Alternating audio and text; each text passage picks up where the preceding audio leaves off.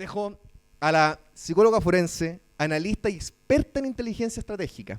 Su desenvolvimiento profesional lo ha realizado principalmente en el área forense y jurídica, siendo su área de interés y expertise en la investigación psicojurídica en las temáticas de la criminología. Presentamos los peligros de la educación sexual, cambiamos, es el análisis politológico de la ESI por Margarita Rojo. Un tremendo aplauso.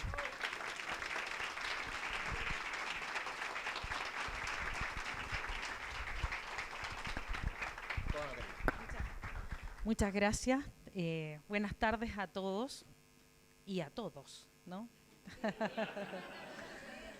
Ya, la palabra todos involucra a todos sin necesidad de que estemos diciendo todas, todos, todes, tidis, no sé, todo lo que ustedes quieran, porque en realidad eso es una falacia pretender de que eso va a individualizar a alguien, todo lo contrario, va a deconstruir porque no nos cabrían tantas formas de nombrar a alguien, por lo tanto esa persona va perdiendo su identidad y al perder la identidad se saca el significado para sacarle el significante. El significante es a quién es, ¿no? Entonces por eso es una trampa. Ya vamos a hablar de eso, vamos a hablar del binario, no binario, vamos a hablar de conceptos que a lo mejor entre ustedes están bien conocidos, ¿no? Y bueno, espero que estaba saludando a Juan Cristóbal Demian, ¿no? Bueno, vamos a tratar, espero que tenga bastante tiempo, porque en realidad son muchas cosas que hay que hablar. A ver, quería preguntarles a ustedes si ustedes conocen la ESI, Educación Sexual Integral. Algo conocen. ¿Quién no conoce nada de la ESI? Así que me digan, no, yo no conoce nada. Perfecto, no tiene idea. Acá tengo otra persona. Algunos tienen nociones generales, ¿cierto? Bueno, miren, yo realicé un análisis de proceso. De hecho, este es el análisis que presenté en el Congreso en el año 2020. El análisis de proceso es un análisis de inteligencia, porque la inteligencia estratégica lo que hace es estudiar los posibles escenarios que se van a dar dependiendo, ¿no?, del proceso que se está generando. Entonces se toman muchas variables y en ese contexto tomamos la variable, porque en realidad lo que vamos a descubrir nosotros es que la ESI no tiene nada que ver con lo que dice, porque dice educación sexual integral y de hecho ahora le cambiaron nombre, se llama educación no sexista. Entonces, y le podemos encontrar varios nombres, pero en realidad lo que nosotros vamos a descubrir es que tiene un alto contenido de deseabilidad social, que eso fue lo que planteé, que significa que nadie se va a oponer, o sea, es muy difícil que alguien se oponga si le dicen que a su hijo lo van a educar, porque en realidad en el colegio que van los chicos a educarse. Por lo tanto, no ofreceríamos resistencia, así como que no, sí, encima me dicen sexual, en realidad me complica la sexualidad, claro, es bueno que los profesores, porque nosotros les damos nivel de autoridad, ¿no? Entonces como que confiamos, y más encima nos agregan la palabra integral. Nos imaginamos muchas cosas con la palabra integral, o sea, algunos dirán, bueno, nos van a incluir las personas como la espiritualidad, nos van a incluir a lo mejor, no sé, que se considera el ser humano en lo social, o sea, nos pasamos un montón de imágenes en nuestro cerebro y empezamos a darle un sentido, ¿no? Entonces, por lo tanto, la resistencia que vamos a ofrecer frente a este nombre va a ser muy poco. Entonces van a ser pocas las personas. De hecho, hay un estudio, ya le voy a hablar de un psicólogo social, que también él trabajó qué población, por ejemplo, creía en la pandemia, y las dividió en 3 poblaciones. El 30% o un 33% creía pies juntillas, pero había uno que estaba en el otro extremo, que era crítico, que no creía. Y estos que creían atacaban a los que no creían. Pero estos tenían porque preguntaban, oye, la vacuna se demora entre 5 y 8 años, pero qué raro, ¿no? Y el uso de mascarillas realmente, hay un montón de estudios científicos, ¿no? Pero ahí se empezó a dar esto, vamos a ver que lo descubrió. Y ese psicólogo social, lo que ocurrió con ese psicólogo social, que en su universidad fue cuestionado y no fue valorado en su estudio. Entonces vamos a ver que además esta situación en la que estoy yo ahora también es compleja, porque muchos profesionales y personas del mundo de la ciencia no se atreven a hablar estos temas porque hay un grupo, ¿no?, que va a sancionar o va a, de alguna manera, a funar o a prohibirle que esa persona hable desde la ciencia. Eso ocurrió con los endocrinólogos que presentaron trabajos cuando se discutió la ley de identidad de género. Una doctora erudita en Chile no quiso nunca más volver a hablar porque la funaron, le mandaron insultos, y esas personas no están acostumbradas, esos son ratones de bibliotecas, siempre están estudiando, entonces no se exponen a eso. Entonces, ¿qué quiso esa doctora? Retrotraerse, no quiso. Y muchas de las personas que podrían opinar, no opinan, dado este grupo, ¿no?, que les estoy contando. Les voy a dar el nombre del autor para que lo revisen, es muy interesante. Y de hecho hay un podcast que hizo un colega, un psicólogo, donde explica esto, que es muy interesante para que lo entiendan, ¿no? Pero bueno, la idea de esto es que nosotros tenemos que tener siempre un pensamiento de análisis, ¿no? Y yo siempre digo, no me crean a mí, investíguenlo, porque yo acá no vengo a que alguien me crea, yo vengo a mostrarles algo, ustedes se van a formar su opinión y van a poder establecer criterios. Entonces, por eso que esto no es educación sexual, lo que se descubrió, lo vamos a descubrir qué sentido tiene. Y el problema no es la educación sexual, ni tampoco es la sexualidad, porque la sexualidad es un componente normal y natural en todo ser humano, que tiene una dimensión objetiva, que es corporal y material, y una dimensión subjetiva, que es espiritual y que hace trascender al ser humano, porque tiene que ver con la experiencia de amor y de sentirse con alguien, completarse. Eso que nos han desconstruido, porque nos han sacado a amor, nos han sacado a Dios, nos han sacado todas estas cosas que como que esto ya no tendría que ser así. Entonces, la sexualidad sí es algo normal y sí es algo que pertenece al ser humano, ¿ya? Pero aquí vamos a ver que eso no está dando cuenta de eso, por mucho que ellos quieran. Ellos, digo, porque hay ideólogos, ¿no?, que están ahí.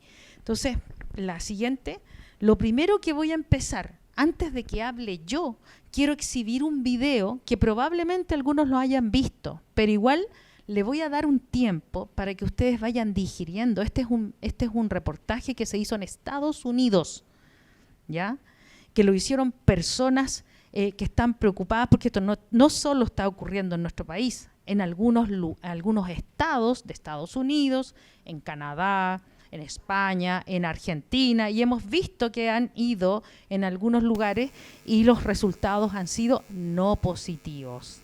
Y ahí vamos a ver los estudios, ¿ya? Entonces, por eso les quiero mostrar un video y vamos a estar, por lo menos para que se vayan haciendo una idea. Por favor, Francisco. Me acompaña Francisco Vallejo, psicólogo, trabaja conmigo, así es que él es...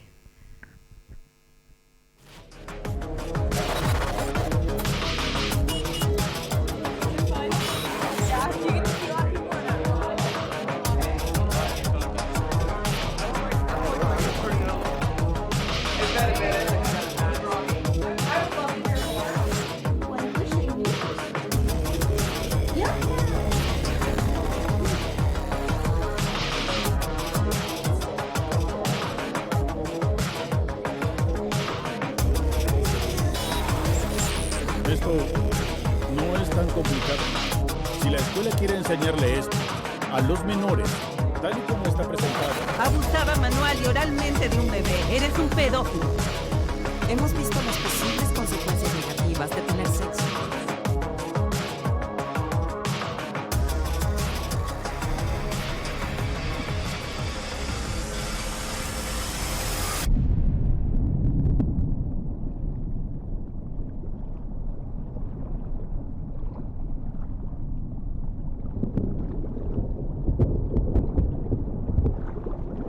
Les haré una pregunta. ¿Qué es lo que harían si les dijera que su hijo está siendo abusado sexualmente? ¿Llamarían a la policía? ¿Demandarían que se levantaran cargos contra su abusador? ¿Y qué es lo que harían si les dijera que no solo son abusados sexualmente, sino que les muestran pornografía para incentivarlos a realizar actos sexuales? ¿Y qué si los incentivaran a actividades homosexuales? si los incentivaran a sexo con pedófilos? ¿No los mantendrían alejados de esa gente y los lugares donde ocurren esas cosas lo más posible? Una última pregunta. ¿Y si les dijera que todas estas cosas les suceden a sus hijos en los salones de sus escuelas? ¿Cuesta creerlo? Claro que sí. Nadie quiere creer que sus hijos son acosados. Nadie quiere creer que no haya más que buenas intenciones en todo lo que les enseñan a nuestros hijos en la escuela. Debe ser un error, un malentendido. Quizás solo sea una gran exageración. O tal vez no. Es más, quizás el hecho de que sea cierto es lo que nos hace resistirnos a todo lo que ha estado enfrente nuestro por décadas. Tal vez generaciones. Quizás no es que no creamos que suceda. Tal vez no queremos reconocerlo porque, si lo hacemos, habrá que hallar una solución. Quizás hacer eso es lo que nos da miedo.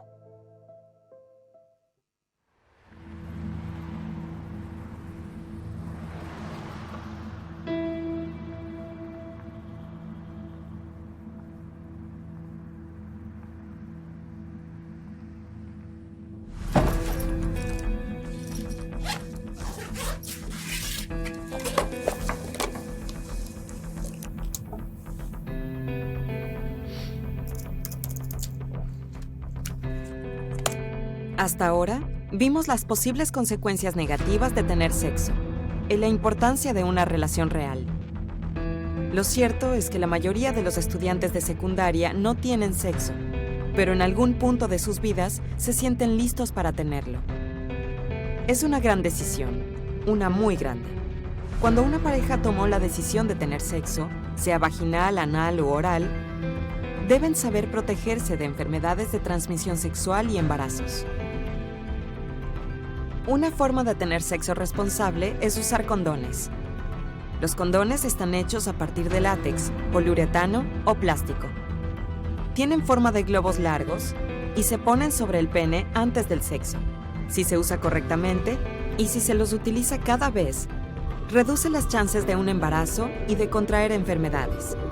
Pero no se reducirán si no son utilizados. Como todas las cosas nuevas, es bueno practicar hasta que la persona confíe en que sabe usar un condón correctamente. Si tienes la oportunidad de ver el Plan de Estudios de Educación Sexual Integral, verás que tienen objetivos. Tienen los objetivos que ellos escriben, y luego los objetivos generales detrás de toda la ideología de la educación sexual integral. Su objetivo es aumentar el uso de condones y que la gente los use constantemente, incluyendo niños. Eso implica que les enseñarán cómo usar condones, les enseñan sobre las ETS, cómo se transmiten, hacerse pruebas. Pero también se trata de cómo convencer a tu pareja sexual para que use ese condón. O sea, que normalizan e incentivan la discusión sobre el uso de los condones y lubricantes, para que la pareja los use. Así que ya no solamente se trata sobre el aspecto biológico, sino también de enseñar a los niños, como a los jóvenes, aunque ahora quiero concentrarme en los niños, sobre actividades sexuales, asumiendo que tendrán sexo desde jóvenes. Les muestran diferentes formas de actos sexuales y cómo erotizar el uso de condones con su pareja, para luego hacerse pruebas y abortos. Todo eso se hace en nombre de la salud. Lo que pasa en realidad, la ideología detrás de esto, es que quieren sexualizar a los niños. Incentivan a los niños a tener sexo. Mónica Klein fundó Falta una Familia, una ONG dedicada a restaurar el rol de los padres en la familia. Se desempeñó como educadora sexual durante 10 años. Trabajó primero con comunidades homosexuales y transexuales. Muy pronto se encontraría trabajando para Paternidad Planificada, yendo a las escuelas como una maestra de educación sexual. Pero no le dijeron que enseñe abstinencia. La entrenaron para enseñarles cómo tener sexo, realizarse exámenes y a dónde ir para el inevitable aborto. Para resumir lo que era trabajar en esa industria, hablábamos de sexo hasta en el almuerzo. Nos volvimos muy insensibles a ese tema. Cuando comencé, ellos me dieron mi entrenamiento de ETS. Me recomendaron aprender cómo compartir ese mensaje con los niños y me dijeron que hablara con paternidad planificada.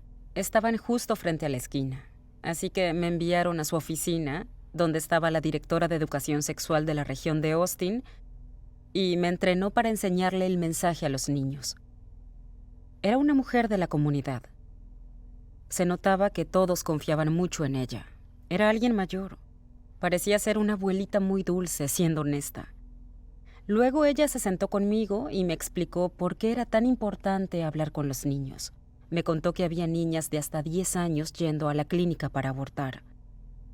Tenían enfermedades sexuales y eso me impactó mucho, porque la verdad, cuando yo iba a la primaria o secundaria, no era sexualmente activa y no creía que niñas de apenas 10 años tuvieran relaciones y que esto pasara de verdad. Entonces yo le dije, bien, me convenciste, esto es un problema muy grave. Enséñame cómo decirles a estas niñas a que no tengan sexo.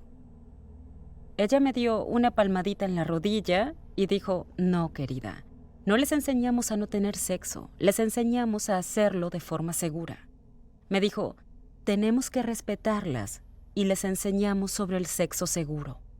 Y si tú hablas con niñas que son sexualmente activas y les dices que no tengan sexo, las juzgas. Enseñamos sexo seguro. ¿Cómo sabré si estoy listo para el sexo? Bueno, casi nunca hay una manera perfecta de saberlo. Hay demasiados factores, como la edad, el deseo, la madurez emocional y qué es lo que sabes sobre sexo. Una buena forma de saber si estás listo o no es haciendo preguntas difíciles como ¿por qué quiero tener sexo? ¿Qué es lo que espero de mi primera vez? Y, si es realista, ¿sé protegerme de embarazos y enfermedades de transmisión sexual? Tengo experiencia como educadora sexual. Iba a las escuelas y les hablaba a los niños sobre sexo. Realicé el entrenamiento estándar sobre eso, que básicamente se basaba en eliminar nuestro pudor. Nos hacían decir el nombre de los genitales en voz alta una y otra vez. Nos hacían manejar y enseñar cómo se colocan los condones. Y el punto de todo eso era que si nosotros estábamos incómodos, los alumnos también lo estarían. Querían asegurarse de que estemos relajados cuando fuéramos a hablar con los niños. Con su ONG, el Grupo Mateo 18, la enfermera y exeducadora sexual Audrey Werner educa a la gente, organizaciones y gobiernos de los peligros de la educación sexual integral y su efecto en los niños y la cultura. Por décadas advirtió del rápido cambio de doctrina y enfoque de los defensores de la educación sexual integral en cada nivel. Solía enseñar a niños sobre anticonceptivos, nada más. Y ese era el único enfoque principal. Les enseñaban sobre los actos, sobre los genitales y sobre anticonceptivos. Pero hoy en día, todo vale. Les enseñan a los niños de sexo con adultos y aprenden sobre transexuales. Los niños son muy susceptibles y se dejan influenciar por este tipo de cosas. Los están adoctrinando y ahora todo vale. Ese era el mantra de Alfred Kinsey, todo vale. Él creía que un niño podía tener sexo con un adulto, que no tenía nada de malo. Dicen, los niños son sexuales desde que nacen, que merecen y tienen el derecho a ser sexualmente activos y a buscar placer sexual. Y si alguien llega a prohibírselos, los están juzgando y oprimiendo. ¿De verdad creen, como dice su literatura, que los niños tienen derechos sexuales? Cuando hablamos de derechos humanos, siempre tiene que haber un opresor. En este caso, ¿quién es el opresor de los niños que quieren evitar que ellos tengan sexo? ¿Quién en todo el mundo previene que los niños tengan relaciones sexuales y que se mantengan a salvo? Los padres. Diciendo que los niños tienen derechos sexuales, asumiendo que tiene que haber un opresor. Ese opresor es el padre. Eso me enseñó paternidad planificada en los 10 años que he trabajado con ellos. Que los padres son una barrera, No son mis palabras, son las suyas. Sí, el pilar fundamental de la industria de la educación sexual integral se basa en la propagación de esta mentira. Los niños son sexuales desde que nacen. Pero, entonces, ¿de dónde nació esta noción de la sexualidad infantil? ¿Quién plantó esta venenosa semilla en las mentes de toda una generación? Ese honor va a uno de los mayores fraudes científicos de la historia de los Estados Unidos, un hombre llamado Alfred Kinsey. Era un profesor de la Universidad de Indiana. Homosexual, bisexual, sadomasoquista y pedófilo. Fue autor de 2 de los libros más influyentes en la historia estadounidense y la historia de la revolución sexual. Comportamiento sexual en el hombre, en 1947, y Comportamiento sexual en la mujer, en 1953.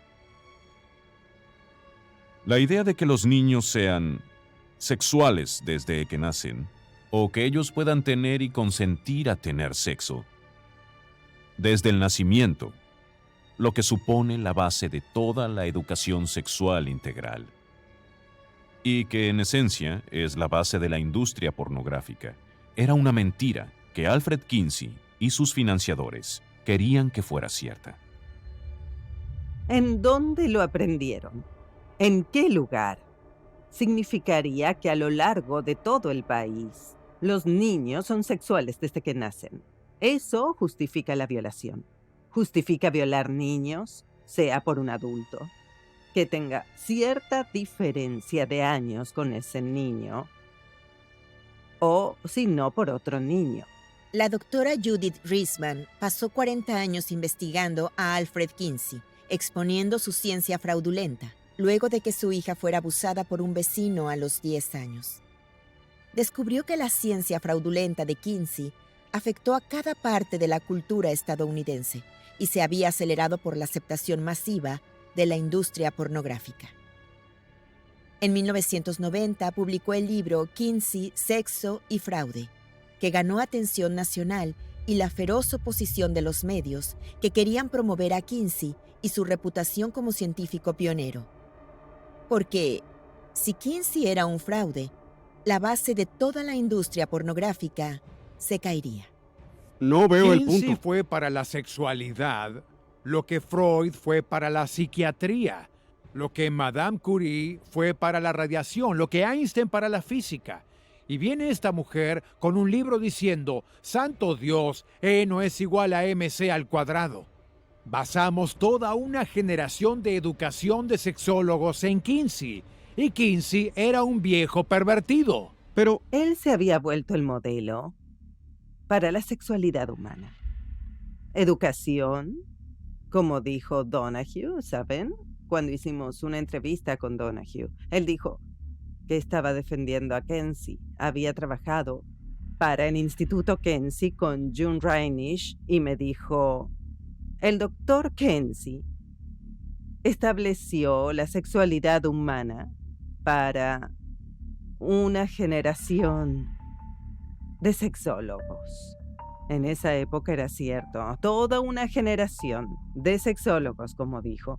Estaban todos basados en Kinsey. Ellos habían aprendido de él. Y me gritó, dijiste que Kinsey era un viejo pervertido. Yo dije, lo era. No, no lo era. Él estaba casado. Era una persona de lo más respetable. ¿Entiendes? Con un matrimonio monógamo que resultó ser una farsa. Él era un homosexual, bisexual, y que además recurría a actividades de sadomasoquismo, lo que básicamente terminó con su vida. Murió de una orquitis, que se asocia con hacer daño a los órganos de uno mismo. Y además, solo contrataba gente que era como él. En los 90, Judith Reisman aceptó una entrevista en el show de Phil Donahue, luego de que su libro Kinsey, Sexo y Fraude fuera publicado. El libro mostraba la verdad que descubrió sobre Kinsey y su supuesta investigación. La misma investigación que llevó a Kinsey y a todo el mundo a repetir el mantra de que los niños son sexuales desde que nacen. La doctora Reisman señaló en su libro los hechos que el propio Kinsey había mostrado por completo en sus libros que fueron pasados por alto o ignorados por casi todos hasta ese momento.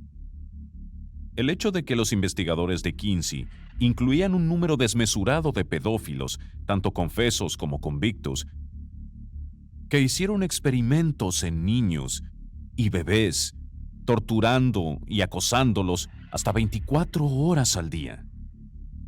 Ellos recolectaron sus datos para Kinsey, que lo incluyó en las tablas del libro en sí.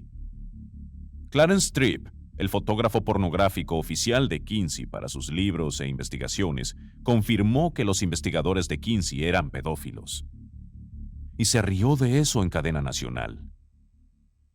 También mintió cuando negó que los datos de Kinsey sobre sexualidad infantil provenían de pedófilos convictos, como confirmó en su entrevista para el documental de 1998, Historia Secreta, Los pedófilos de Kinsey. Reveló con sus propias palabras que los abusadores de niños eran usados como fuentes científicas confiables. Judith Reisman señaló la verdad sobre Kinsey y su ciencia falsa, y estaba a la vista, gracias al propio Kinsey desde el inicio, que sexual desde el nacimiento era mentira. Kinsey y su equipo lo fabricaron. Documentaron violación y tortura infantil para crear datos falsos que respaldaran sus teorías. Técnicas manuales y orales fueron usadas en esos niños, Phil. Voy a decirlo una vez ¿Segura? más. Lo diré de nuevo y si me equivoco, que me demanden. ¿En serio? Dijo técnicas manuales y orales fueron utilizadas en esos niños. Claro. ¿Qué americano va a ¿Qué defenderlo? responde a eso, sea Tripp? Ella está hablando de datos provenientes de pedófilos. Él solamente escuchaba a los pedófilos que fueran muy precisos, que usaran cronómetros para grabarlo todo. ¿Habla en hicieran serio? Encuestas cuidadosas. Y esto es lo que la enoja tanto. Pero fueron datos ¿Entrevistó científicos. personas que eran criminales y estaban encarcelados? No lo estaban. Pero eran, en sus palabras, criminales porque eran pedófilos. Pero ¿En estaban mis entrenados palabras como eran observantes. criminales? Eran criminales que observantes violaban entrenados. niños. ¿Vas a defenderlo? Nadie estaba violando niños. ¿Qué Lo que otra estaban cosa haciendo... es? Abusaba manual y oralmente de un bebé y tú eres un pedófilo. Todo lo que había que hacer era poner en la pantalla o mostrar en el libro las tablas 30, 31, 32, 33 y 34 del libro de Kinsey, Comportamiento sexual en el hombre. Tabla 30. Un bebé de 2 meses fue usado para eso. Un bebé de 2 meses. Sus comentarios al margen y a lo largo de todo el libro eran: obtuvimos tantos orgasmos de estos pequeños. No decía pequeños, les decía sujetos, ¿sí? De verdad pudimos haber mostrado mucho más. De haber tenido más tiempo, ¿no? Así que, cuando revisas bien ese documento en la tabla 32 y 33, ahí estaban los tiempos. Los tiempos que midieron entre orgasmos mostraban los mismos entre ellos. 30 segundos allí, o si no, 2 minutos allá. Estaban marcando los tiempos de estos bebés. Ellos estaban marcando los tiempos. Y luego, la tabla 34, que sorprende a todos. Esa fue la que mostraron con Donahue, la única que mostró. Porque no quería mostrar ninguna, ¿sabes? Lo obligamos, mejor dicho. Yo lo obligué a mostrarla. ¿Dónde Bien. están las tablas, Phil? Por ¿Quieres favor, las tablas? Phil, muestra las tablas. Las Que tablas. la gente las vea. ¿Esto te dará la razón Sí. o no? La siguiente tabla muestra el número total de orgasmos en humanos, varones supongo, de 5 meses a 4 años. Tienen bebés desde 2 5 meses, meses. ¿ok? Dicen que un niño supuestamente llegó al clímax. ¿Y las tablas? 24 horas, 26 orgasmos en un 24 niño de horas. 4. ¿Vas a Espera un decirme? ¿Vas Así a es. decirme? Muestra las tablas. Muéstralas. ¿Dónde están las tablas? Sí. Bien, las mostraremos. Solo. Bien, dime, Mírala. ¿cuál es el punto? Tú ¿Cuál dime es a tu mí punto? cuál es el punto. 5 meses. ¿Qué dice? No alcanzo a leer. ¿Qué dice? 5 meses. Números de orgasmos. Número de orgasmos, 3. ¿Y el de 4 años? ¿Ves el de 4 años? 17, sí. Justo Sí. al final. Un niño Sí, de lo 4 veo. años con 26 orgasmos en 24 horas. Dime, Phil. ¿Ese bebé durmió? Dime, Phil. había un bebé de 5 meses en esa tabla, ¿sí? Y luego seguía con uno de 6 meses, 8 meses, ¿entiende? Hasta el final, donde había un par de niños de 4 años. Un niño que tuvo, según el libro, dijo que tuvo 26 orgasmos en 24 horas. Había muchos niños que fueron medidos durante 24 horas. Bien, cualquiera con medio cerebro diría, espera un segundo. No puedes. No solo no puedes hacerlo, pero era un experimento. Los estaban manteniendo despiertos, estaban siendo torturados. Los torturaban. Claro, todos estaban siendo torturados. Todos tenían varios niveles de trauma. Él era un pedófilo sadomasoquista y falsificó sus estudios para hacer creer que era perfectamente normal el violar niños, que eran sexuales desde que nacen, así que estaba bien tener sexo con ellos. Él quería que esa fuera la verdad, por eso mintió. Falsificó los datos y varias generaciones después tenemos una enorme avalancha de destrucción en los más pequeños. Y trágicamente, nuestro sistema educativo tomó la falsa doctrina de Kinsey de que los niños son sexuales desde que nacen y la perpetuaron, y ahora ellos están siendo acosados en escuelas primarias o incluso en el preescolar. Quieren enseñar la más retorcida y perversa información. Poner esos actos en las mentes de nuestros niños. Y una vez que ese veneno está en la mente de un niño, no se va. Siempre recordarán lo que han aprendido. Es un proceso de acoso. Del mismo modo,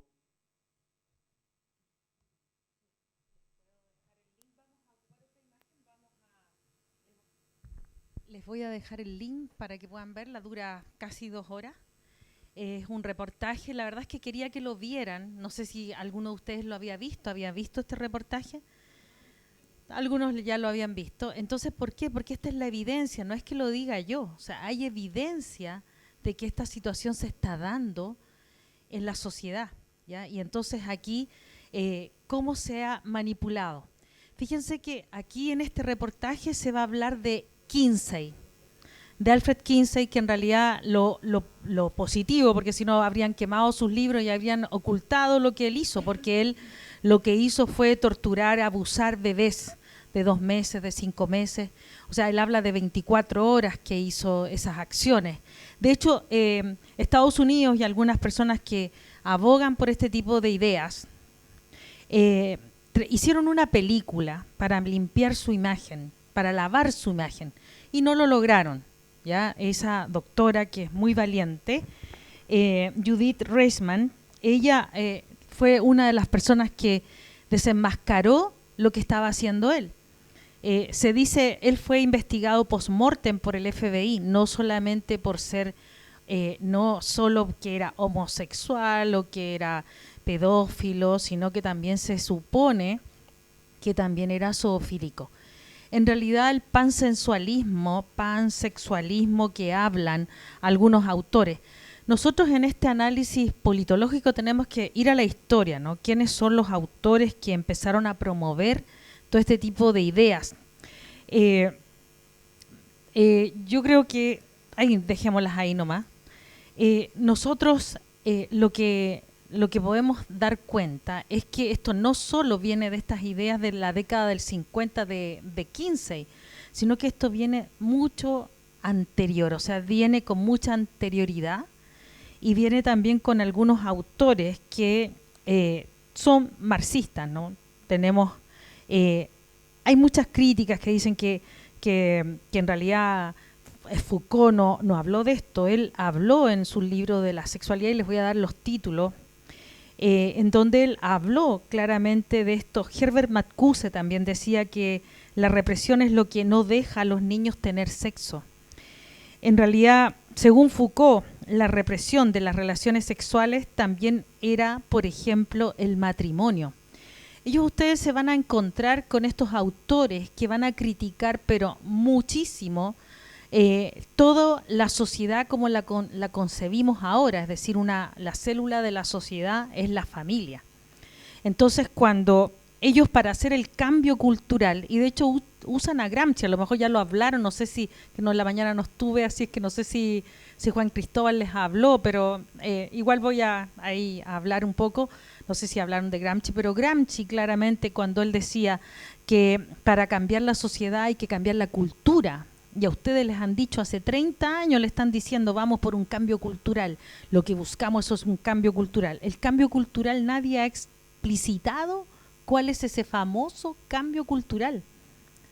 Y el cambio cultural es cambiar la cultura, po. Y Gramsci, como dijo ya, esto no es la guerra del obrero oprimido, ¿no? Y con el jefe, ¿no? El sujeto empresario que oprime, ¿no? Sino que era obviamente había esa situación, si no hubiese habido la Revolución Francesa, ¿no? Porque efectivamente era un abuso, un uso y abuso. Pero hay que buscarle la dirección hacia dónde va. Entonces, cuando dejaron de vender, además el comunismo es muy antiguo, pero cuando surge Marx, ustedes saben que Marx no trabajaba, ¿cierto? No trabajaba y se casó con una persona adinerada, lo que he escuchado yo, que además parece que hasta la dejó en la ruina, ¿no? No trabajaba. Bueno, Engel ahí aparece, ¿no? Como algún benefactor. Nosotros, cuando ya no ocurre esta opresión, ¿no? Ya no vendía esa idea, porque en realidad el obrero se puso a trabajar, tenía derechos y ya en realidad tenía casa y se compraba las cosas, y alguien que pudiera, ¿no? Porque surge también el capitalismo perverso, ¿no? Que permitió a algunas personas surgir, a otros aprovecharse, etcétera. Resulta que ahí Gramsci, cuando estaba en la cárcel, ¿cierto?, escribió sus cuadernos. Una de las cosas que descubrió era que en realidad lo que había que hacer era hacer el cambio cultural, y que para cambiar la sociedad hay que hacer el cambio de la cultura. Si no, ¿por qué ustedes creen que estamos invadidos por Netflix, por Hollywood, por los actores, por los libros, por los cantantes? Si no, pregúntense por qué una cantante chilena, ¿cierto?, se vistió de tal manera, hizo tal cosa. Ellos están haciendo modelos, y los modelos modelan. ¿Y qué hacen los modelos? Pasan por las pasarelas y modelan. Y las personas hacen dos cosas, los imitan y los emulan. Y como están viendo,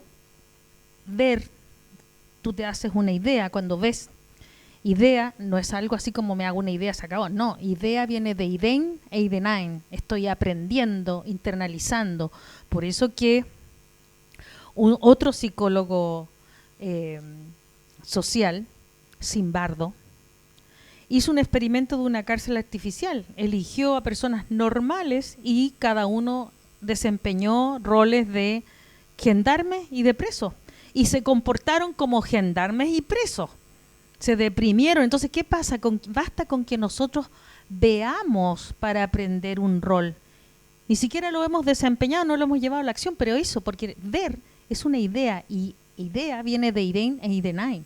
Por lo tanto, cuando a alguien le dicen, bueno, estas imágenes no son aptas para niños, ¿no es cierto?, menores de edad, es verdad. Y más particularmente cuando son niños pequeños. Entonces, nosotros acá tenemos, ¿no?, este Gramsci que hizo esto dijo, bueno, vamos a cambiar la cultura. Por eso que entiendan que la cultura, y en este momento no hay contracultura, recién las personas están despertando, se están dando cuenta que algo ocurre con la cultura. ¿Y por qué los actores son todos progres? Porque vamos a hablar que son progresistas, ¿no?, que son deconstruccionistas. Muchos de ellos ganan rédito económico, de hecho se les da premios Oscar a aquellos que aborden, ¿cierto?, la ideología de género. De ahí llegamos a la ideología. La ideología de género, que les voy a decir una cosa, si la ideología de género no es avalada sí o sí por el Estado, no existiría. Porque ustedes pueden estar de acuerdo o no, pero si el Estado no la avala, no tendríamos ideología de género. ¿Por qué creen ustedes que quieren hacer leyes de educación sexual? ¿O por qué creen ustedes que teníamos en un proyecto constitucional un párrafo dedicado a la ESI? Porque a usted lo están obligando, y por eso que ahora podemos entender por qué es dictadura. La dictadura, vamos a desglosarlo, dicta duramente, dicta dura, ¿no? Dicta duramente. ¿Y qué le está dictando a usted? Cómo tiene que pensar, cómo tiene que comportarse y cómo tiene que sentir. Y si usted no hace eso, ¿qué le va a pasar? Lo van a sancionar, va a quedar fuera, lo van a funar. Lo que les comentaba yo de los profesionales que han expuesto y que han sido funados. Por eso que los científicos no se involucran en esto, aunque saben que esta ideología quiere penetrar la ciencia, pero no es ciencia. No es ciencia, porque la ciencia no tiene respuesta para todos y la ideología tiene respuesta para todos. Y porque además, esto es importante en el análisis politológico, nosotros en espacio y tiempo tenemos, ya les voy a mostrar una imagen donde tenemos, yo situé en el espacio y tiempo 3 vertientes filosóficas que tienen que ver con el existencialismo, el estructuralismo y la deconstrucción. De hecho, el poestructuralismo, no sé si podríamos poner la presentación de la deconstrucción, ahí a lo mejor, pues son varias presentaciones que tengo, este tema lo hemos estudiado y lo hemos abordado varias veces. Entonces, ¿por qué? Porque con este tema de la... No, más adelante vamos a hablar, la siguiente. Bueno, ahí está la creencia, que vamos a hablar de la creencia, la cultura, un poquito más adelante. Más adelante, por favor. Ahí. El existencialismo, el estructuralismo y la deconstrucción. ¿Por qué? Bueno, el existencialismo está el hipismo, mi existencia, mi humanidad. Bueno, aparece después en el espacio y tiempo el estructuralismo. Bueno, y en el hipismo ustedes, yo tenían otras imágenes, no las quise mostrar ahora, pero habían unas imágenes, salen los hippies, ¿no? Haciendo el amor, no la guerra. O sea, ya se venía diciendo algo. Lo que ocurre es que, bueno, aquí en el existencialismo tenemos autores como Nietzsche. Nietzsche lo pueden tomar varias vertientes, ¿no? Pero Nietzsche, cuando hace su aforismo, Dios ha muerto, claramente lo toma esta vertiente para graficar que si no hay un creador, no hay criatura. Entonces, por lo tanto, la concepción del hombre que se pregunta el cómo, el por qué, el dónde, etcétera, queda en un vacío. Queda un vacío y ahí empieza a avanzar. En el estructuralismo, bueno, también está en el existencialismo Sartre, muy amigo de doña Simone de Beauvoir, ¿ya? Muy amigo. Y la verdad, las cosas que doña Simone de Beauvoir, sí lo está diciendo de manera irónica, para no develar cosas que son privadas. Entonces, bueno, Simone de Beauvoir escribe varias cosas. ¿Ustedes han visto cómo es Sartre, cómo es Simone de Beauvoir? ¿Lo han visto en imágenes? ¿No es cierto que, claro, y cómo era Sartre, ¿no? Bueno, vean a ustedes lo buen mozo que era Sartre.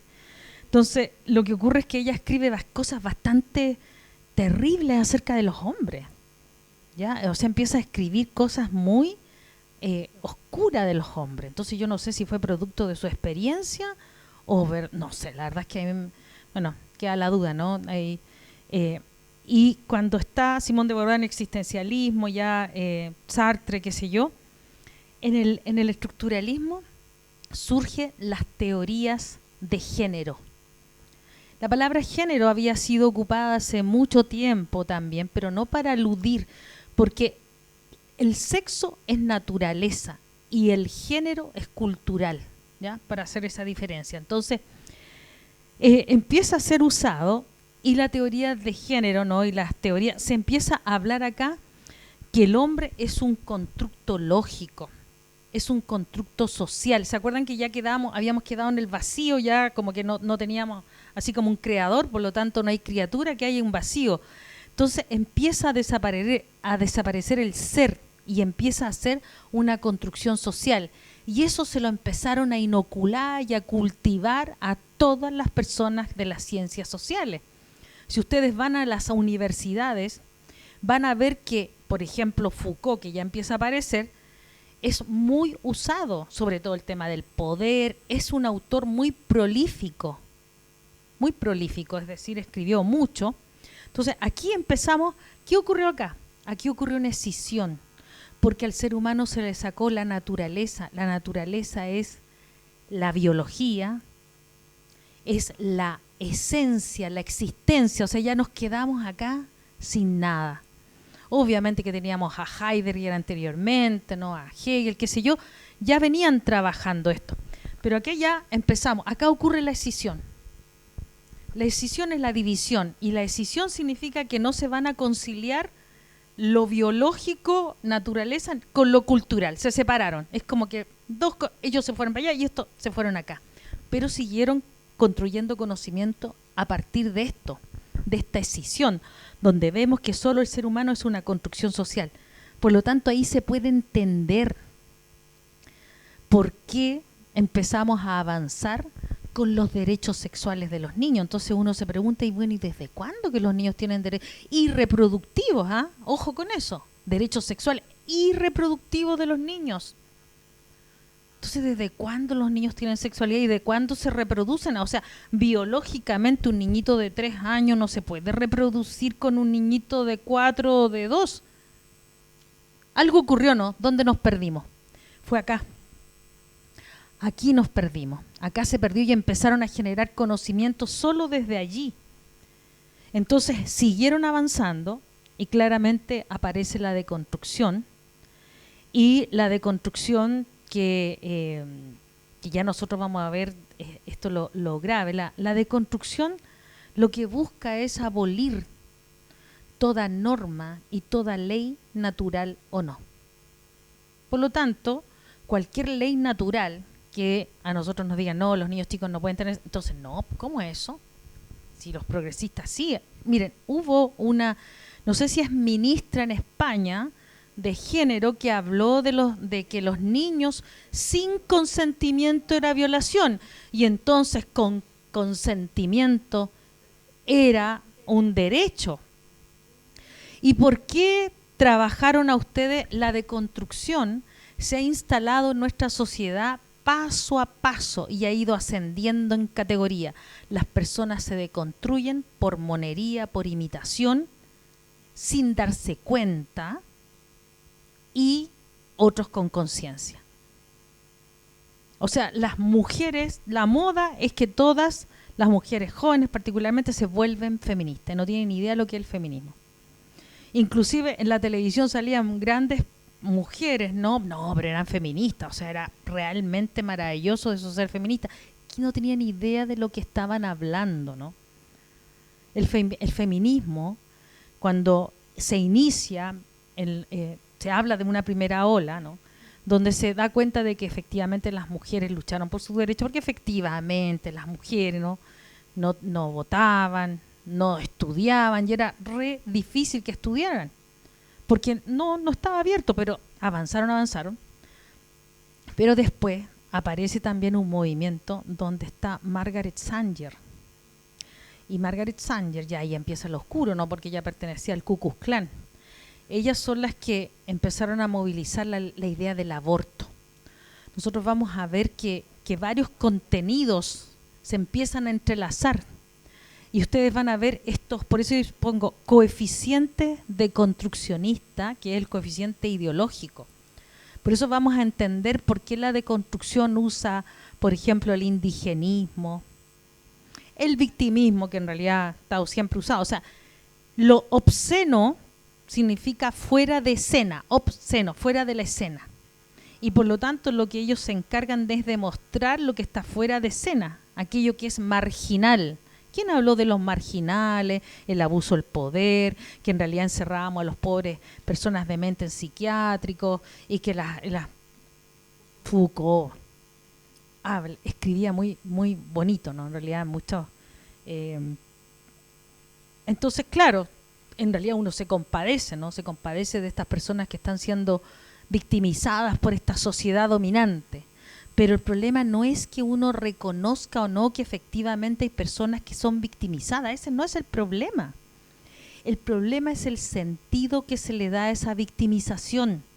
El sentido es la dirección. Cuando uno va por una calle, dice, ¿qué sentido tiene? Ah, estaba al norte, al sur. Eso es lo que nosotros tenemos que analizar.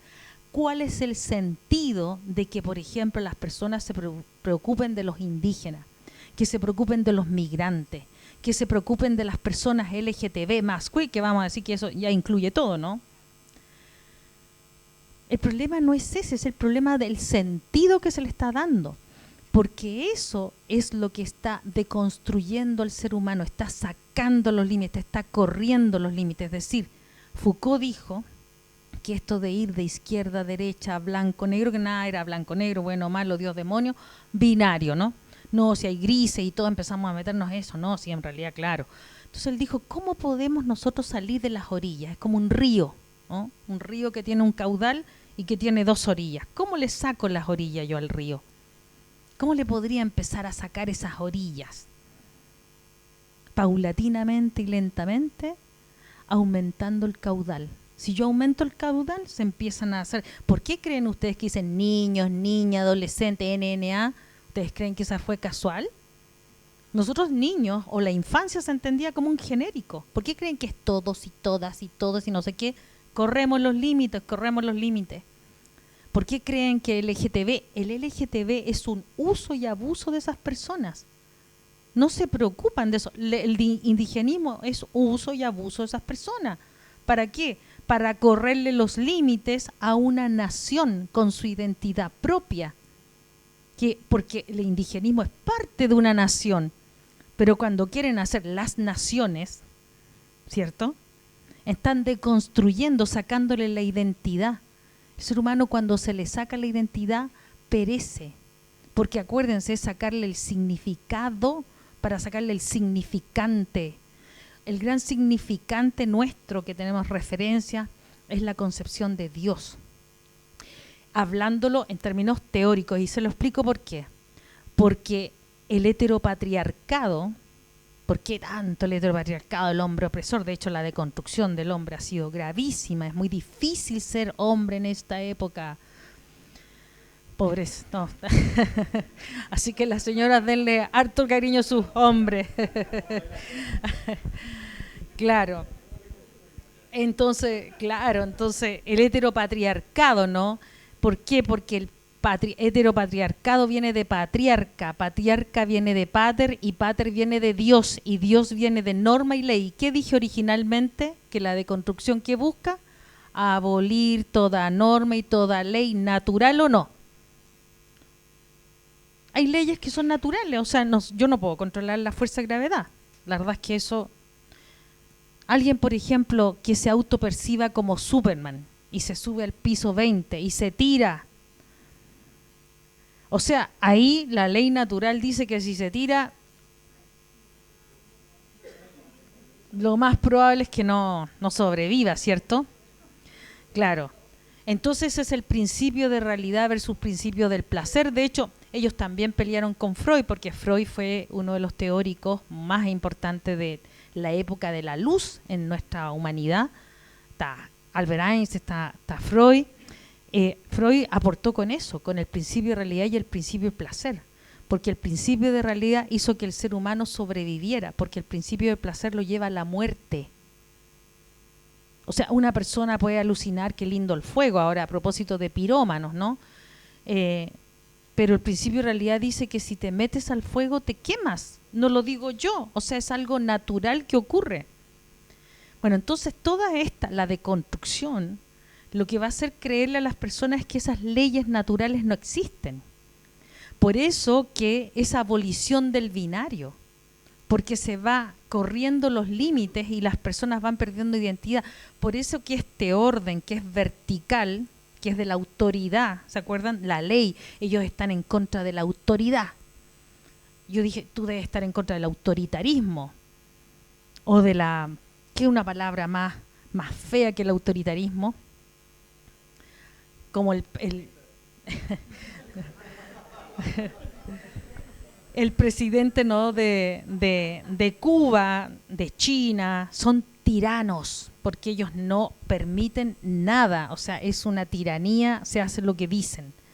Entonces, esta que es diferente a tener una relación de autoridad, porque esa relación de autoridad es el binario, hay un orden vertical, y eso es lo que ellos van a intentar desaparecer con esta conceptualización de la igualdad que empezaron a inocularle a usted. Primero empezaron, por eso paso a paso, primero le dijeron los derechos de las mujeres, entonces todo el mundo sí, los derechos de las mujeres, o sea, nadie se resistía. Y los derechos humanos, wow, tampoco. Pero resulta que todo eso iba a la igualdad, ¿se acuerdan que les hablaban de igualdad, la igualdad? Y esa igualdad, si nosotros ponemos una línea, es decir, todos iguales, y eso es mentira. Un niñito de 3 ¿es igual a uno de 40? No, pero con esa ideología desaparece la diferencia, por eso que dicen ni niño ni adulto.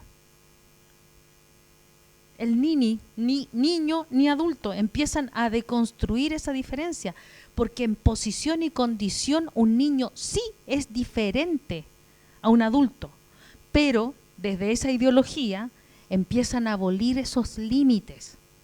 Y de hecho la represión, ¿se acuerdan que usaron mucho la represión? ¿Quiénes reprimían? Los carabineros. ¿Por qué hay que ser? Porque los carabineros son autoridad, representan la ley.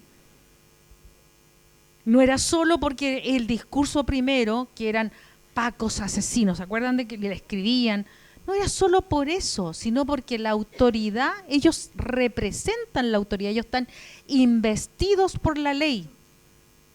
Entonces bastaba con que tú inocularas ese discurso, lo escribieras en las paredes, para que las personas actuaban como esto que describió este psicólogo, que se llama Matías Desmet, y con T final, que él estudió, es un psicólogo joven, tiene 48 años, para algunos de ustedes va a ser muy antiguo, pero 48 años es joven, un psicólogo que está estudiando y está produciendo este conocimiento donde descubrió estos grupos, ¿no?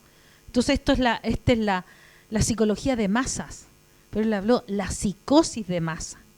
Y además los que están psicotizados quieren convencer a los que están con pensamiento crítico, que dicen, no, esto parece que no es por acá.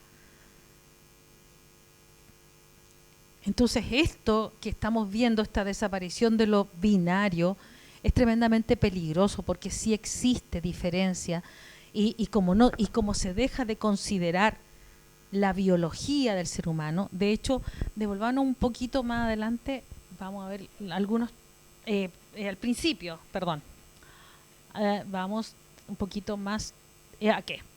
En la deconstrucción no existe valor, no existe la existencia, valga la redundancia, no existe el bien y no existe el mal. La nada no como vacío, la nada como otra cosa. Por eso que ahí cuando escuchemos a Miklos Lucas y nos hable del transhumanismo, ¿no? O sea, ahí se permite todo esto, porque no es que el ser humano va a tener otra versión del ser humano. Ahora, ¿por qué tiene que ver con la política? Porque en palabras simples, la política busca controlar y dirigir personas. ¿Y por qué nos preguntamos hoy, los acusamos a ustedes de conspiranoicos? ¿Por qué están asociándolo con la ONU? Y resulta, ¿quién es el que está promoviendo todo este tipo de ideas y la ideología de género? Y nosotros también podemos decir acá que ¿por qué? Porque ese modelo fue más exitoso. Habían otros modelos, pero estos fueron los modelos más exitosos para poder ejercer el control en el ser humano. Avancemos un poquito, a ver. La siguiente, por favor. Bueno, esto es lo que de alguna manera Gramsci dijo, ¿no? Pero esto es una sistematización de un profesor con el que llevo años estudiando, un erudito, y el profesor dijo que para que nosotros cambiemos nuestro comportamiento, lo que tienen que cambiar es la creencia. A ustedes le cambiaron la creencia, las personas le cambian la creencia, ¿no? Y eso es súper importante, porque ¿en qué creen? en lo que tenemos por bueno y verdadero, ¿cierto? En eso crees tú. ¿Y en qué no crees? En lo que tenemos por malo, falso. Basta con que yo empiece a inocularle y empiece a cambiarle las creencias para que lo tomen como un valor. Y ese cambio de creencia, ¿no?, es lo que se va a cultivar en la cultura y se va a expresar en la sociedad. Y ese cambio de creencia se vino haciendo hace muchos años en este país. En otros países también, pero particularmente en Chile, hubo un cambio de creencia, un cambio de realidad. Y de hecho, ¿por qué este es un componente importante? Porque la ideología no solamente es un componente cultural que influye en el comportamiento humano, yo diría que la ideología actualmente es la que determina el comportamiento humano. En este momento es la ideología la que está determinando, si no, ustedes vayan a ver, ¿y por qué la ideología necesita del Estado? Sí o sí, la ideología de género en este caso necesita el Estado para ponerla en curso, porque las personas podrían estar de acuerdo o no en esa ideología. ¿Por qué justo esa ideología? Imagínense ustedes, tenemos Fiscalía de Género. Y la Fiscalía de Género asume, ¿qué dice? Porque como esto también tiene que ver con el feminismo, que también viene de la área de todo esto lo tomaron los marxistas, la deconstrucción es marxismo heterodoxo radical. Entonces, ¿por qué toman, ¿no es cierto?, por qué el Estado, o sea, entonces la Fiscalía de Género supone que por ser hombre estructuralmente es violento, es malo. Acuérdense lo que les decía de la Simone de Beauvoir cuando empezó a escribir. Ella tenía el aforismo, una mujer no nace, se hace. Pero eso es una falacia, porque una mujer nace. Hay una biología, es un sexo biológico. Tenemos XXXY. Lo cultural es otra cosa, ¿no? Pero eso, y nadie le dijo, a ver, como decimos acá en Chile, que está tan de moda, parece que se pasó como 5 pueblos mayas y nadie le dijo, a ver, rebobina un poco, a ver qué te está pasando. Nadie le contradijo, nadie le contrarió el discurso y siguieron. O sea, tenemos a la Judith Butler, tenemos a la, ¿cómo se llama? La Whiting, la Monique, tenemos a la Shulamith Firestone. La Shulamith Firestone murió de inanición solita en su departamento. Pobrecita. Ella era la que decía que los padres tenían que tener relaciones sexuales con sus hijos. Entonces, si alguien se pregunta si el feminismo tiene que ver con esto, claro que tiene que ver. Y avanzaron, extremaron, porque estas ideas vienen ya de antes. Herbert Marcuse, acuérdense que hablaron de la represión. Foucault decía que en realidad el trabajo lo que hace, imagínense que no trabaje nada, el trabajo lo que hace es apartar al ser humano de este original pansexualismo, que lo planteaban, ¿no? Entonces, todo esto son autores que se van siguiendo, que escriben muy bien, porque en realidad la deseabilidad social es alta, pero unos a otros se fueron siguiendo. Entonces nosotros tenemos que van extremando estas ideas. Las van extremando y van cambiándole la creencia a las personas. O sea, ahora tenemos personas jóvenes que creen que ser heterosexual ya es, pero lo más último que hay, porque no está obsoleto, porque se llama la singularidad en flujo, el género fluido. O sea, da lo mismo, pues si ya venían deconstruyendo, ¿cierto? Deconstruyendo. El problema está que los efectos psicológicos que provocan ese tipo de cosas los van a ver después años más adelante. ¿Ya? O sea, eso es naturaleza. Y de hecho, cuando vean ese reportaje va a empezar a mostrar, por ejemplo, la naturaleza de un niño pequeño, tiene diques de control naturales, que el niño le impide tener ese tipo de comportamientos eróticos. El niño se da cuenta al tiro cuando alguien lo toca como raro y el niño empieza como a recluirse. El niño no habla de pene y vagina, habla de chichi, de pipi, porque le da vergüenza. ¿Por qué creen ustedes que los niños se identifican con los animalitos y no con los seres humanos? Porque el niño está recién así como que tiene diques de vergüenza que se están desarrollando, de asco, que tiene que ver con esto de lo íntimo. Entonces el niño no puede. ¿Y qué hacen este tipo de cosas? Porque el sentido no es la educación sexual, es otra cosa, ¿no? ¿Qué hace este tipo de educación? Empieza a correr los límites y le mete en la cabeza a la mamá. No, enséñele a decir la palabra correcta. Su hijo tiene que decir tal cosa, o sea, contenidos sexuales. Y como decía una de las personas que expuso, una persona que tenía que preocuparse del control de la natalidad y etcétera, ¿qué hizo esa persona? Ahí descubrió que no era que las personas se sanaran o tuvieran una vida saludable, no, era que tuvieran actos de sexo pero protegidos, ¿no?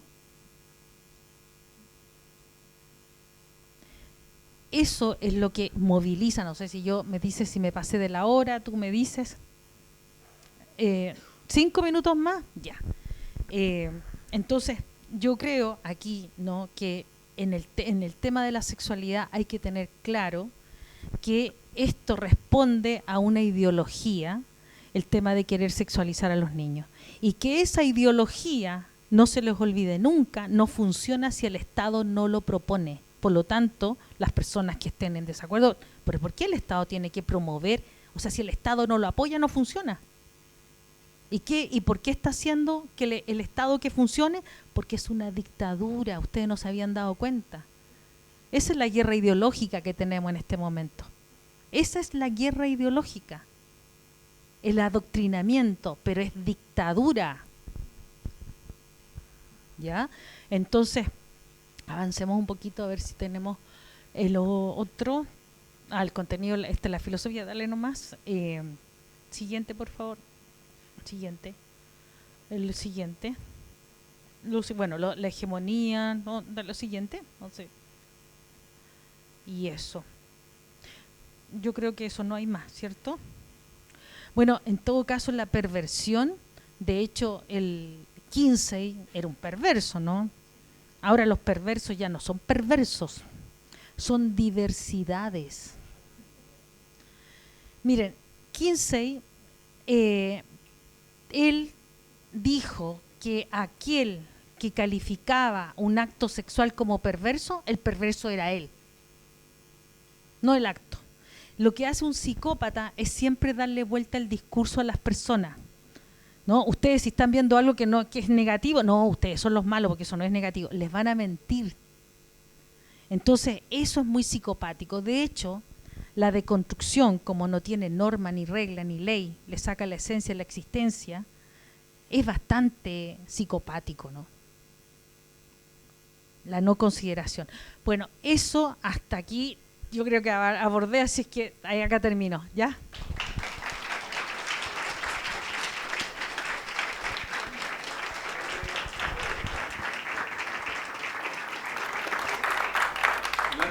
De antes, 2 preguntas, ya tenemos a los, o sea, fueron los primeros, los vi aquí, ahí estaban las 2 vueltas. Señorita, por favor, primero, y luego primero que nada, muchas gracias por todo lo que nos han explicado. Segundo, una inquietud personal, ¿ya? Cuando estas leyes se empiezan a discutir, ¿no? Mi pregunta como profesora de filosofía es la siguiente. ¿Estas personas se dan cuenta de lo que están promocionando? Estoy pensando en los políticos en general. Estas personas se pueden dar cuenta de lo nocivo, de las consecuencias, porque las personas que promueven todas estas políticas, digamos, las animan, las alientan, ¿no es cierto?, las muestran como una cosa muy novedosa, pero nadie habla de las consecuencias, que tú acabas en general de mencionar. Entonces mi pregunta es, ¿qué impresión tienes tú? ¿Estas personas se dan cuenta del daño que están haciendo? ¿O sencillamente es que a mí me están pagando, yo puedo asumir ciertos nuevos cargos por esto? O sea, ¿tú crees que ellos se dan cuenta que hay una conciencia del daño que se está haciendo con solo poner esto como una posible ley para los... Mira, las personas que promueven este tipo de ideas, que sabemos de qué sector político son, pero pregúntense, ¿quiénes son los que presentan este tipo de proyectos? Entonces la pregunta, ellos saben, tan clarísimo. si los ignorantes, los flojos y los soberbios son los contrarios a ellos. Por antonomasia, ¿no? Tenemos dos extremos, ¿no? O dos lugares, ¿no? Entonces, esas personas que deberían de estudiar, que son los políticos, no se forman, no estudian. Y les cuesta muchísimo porque esto es complejo. O sea, piensa tú que tienen que formarse en todo lo que estábamos hablando, que yo les hablé, así como pasé varias cosas, pero esto es un montón de entenderlo ya, es complejo entenderlo. Leerse los autores, afirmar lo que creen y tener un discurso, porque el discurso es un proceso. Cuando la gente habla de proceso, los procesos son ideas en proyección y ellos no tienen proceso porque no tienen ideas en proyección. Ellos adhieren. Por eso que se mimetizan. Entonces no lo saben, lo carecen. Y de hecho cuando tú le dices, oye, la ESI es pedofilia, o la ESI acá, o la ESI allá, no, es que estás exagerando en realidad. Y tienen que estudiarlo, tienen que analizarlo, tienen que darse cuenta. Nosotros tenemos la evidencia. Por ejemplo, en Argentina hubo una restricción, que en Argentina se dejó que los colegios tuvieran autonomía y no se los obligó, había un artículo 5, a que la promulgaran como ellos querían. En los lugares que se hizo en el año 2018, hubo alrededor de 100 denuncias. Nosotros ahí con Pamela Pizarro investigamos y a mí me tocó entrevistar a una mamá que su hijito de 4 años había sido expuesto a eso. El niño no quería ir más al colegio, decía, mamá, no quiero ir más al cole, no quiero ver la seño, le decía, mamá, la seño no es seño, es hombre, mamá, tiene dinosaurios, le decía. Y el niñito le contó a su otro hermanito que le habían hecho sacar su ropa. El niñito, además, lamentablemente, lo que más lo traumó al niño, no solamente que le hicieran sacar su ropa, o un niño que no quiera que le pinten los labios, porque no quiere, a lo mejor una niña también, pero un niño no quiere porque si esto es cultural. Y ese niñito, lo que contó la mamá fue que la seño, que no era seño, lo obligó a orinarlo en la cara. Y eso fue para él muy traumático. Y entonces habían algunas, ¿me entiendes? Entonces, es una realidad, sí, y se ocupó en eso. Entonces, como están defendiéndose, están tratando de no hacerlo, de no mostrarlo. Pero sí lo saben, eso está claro. Y de hecho, mira, hay unos manuales donde dice que la masturbación es de los 2 hasta los 9 años. A partir de los 10 ya pueden tener juegos sexuales, es decir, presexuales, prerelaciones sexuales. Lo que se busca con esto es abolir la infancia, pues. No va a existir infancia. Y eso es lo que entonces nosotros estamos levantando la voz. O sea, ustedes verán si me creen o no, lo investigan. Eso. Alguien de aquí allá. Hola, oye, una consulta. ¿Cuál crees tú que puedan ser las razones por las cuales todas estas nuevas creencias o tendencias han sido adoptadas por la sociedad? ¿Por dónde va? ¿Cuál es lo atractivo de esto y de no seguir creyendo, confiando en lo que está establecido? ¿Cuál piensas tú que puede ser la razón? Mira, una de las razones que se da es que es como Orwell 84, donde tienes las 24 horas del día y los 7 días de la semana te están inoculando cada vez cosas y cosas. Por ejemplo, la publicidad de una marca de teléfono, que es con W, no les voy a decir, esa publicidad es totalmente deconstruccionista, ¿ya? Entonces, y entonces además las películas, por ejemplo, las teleseries te meten contenidos que están todo el día y tú estás viendo, entonces están todo el día en eso. Y hay un cambio de creencia. Entonces, el cambio de creencia que se hace a través del lenguaje es por todos los medios pensados. Por todos los medios pensados. Y aquel que no adhiere, no le va bien. Lo sacan del trabajo. Cuando vean ese reportaje y dice una profesora que denunció ese hecho, la sacaron del colegio. Por lo tanto, muchas personas tienen miedo a perder su trabajo. Se dan cuenta que si no fuera por el Estado, estas leyes no funcionarían, ni esta ideología tampoco. Por lo tanto, ¿a quién hay que reclamarle? Al Estado. No puede ser. Ya, eso. Aquí. Mire, lo que pasa es que yo soy apoderada del colegio y en el mes de noviembre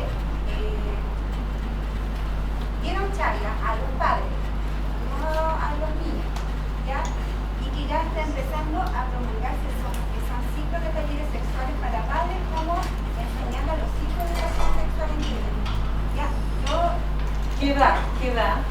Parte desde tercero básico a segundo medio.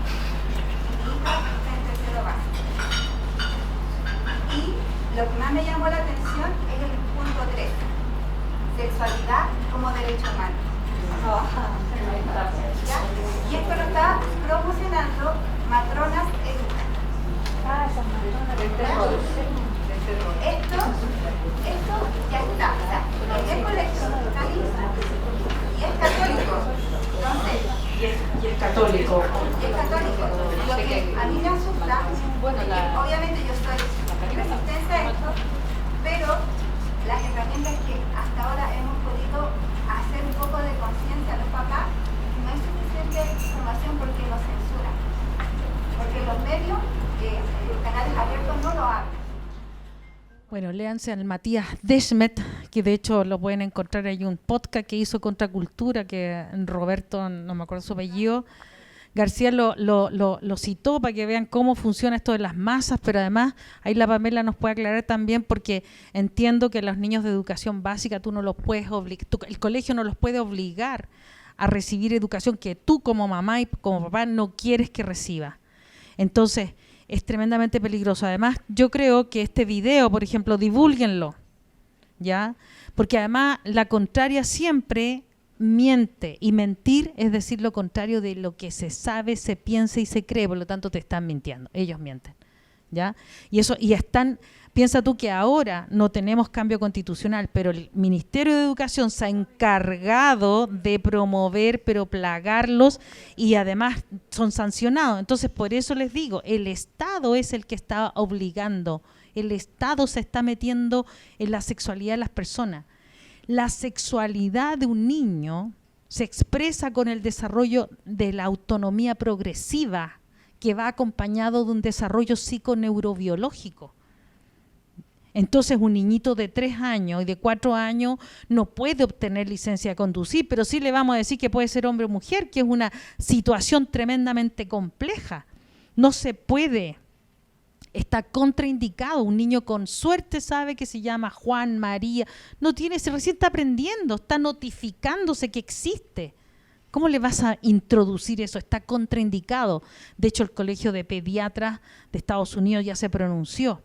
Y hay que tener cuidado porque ya estaban buscando, ahí Nael me estaba contando, ¿no?, que hay una diputada, que no voy a nombrar, que está buscando que la ley de identidad de género se haga, porque se logró que hasta los 14, sean de 14 y ahí hormonizarlo, pero está contraindicado. La cantidad de enfermedades que acarrea eso es enorme. Todo eso es antinaturaleza y es anticientífico.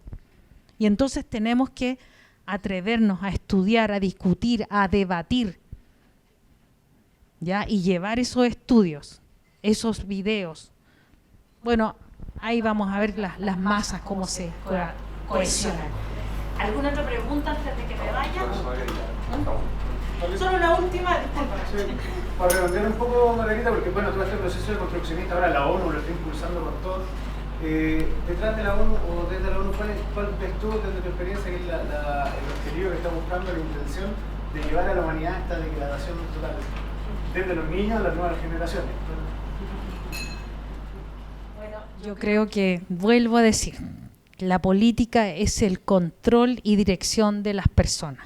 Por lo tanto, siempre es control y dirección de las masas. O sea, ¿qué hacer? Controlar y dirigir personas. Por eso que el transhumanismo es la otra fase que va a llegar. Bueno, con esto me despido porque ya él está como que ya que tengo que ir.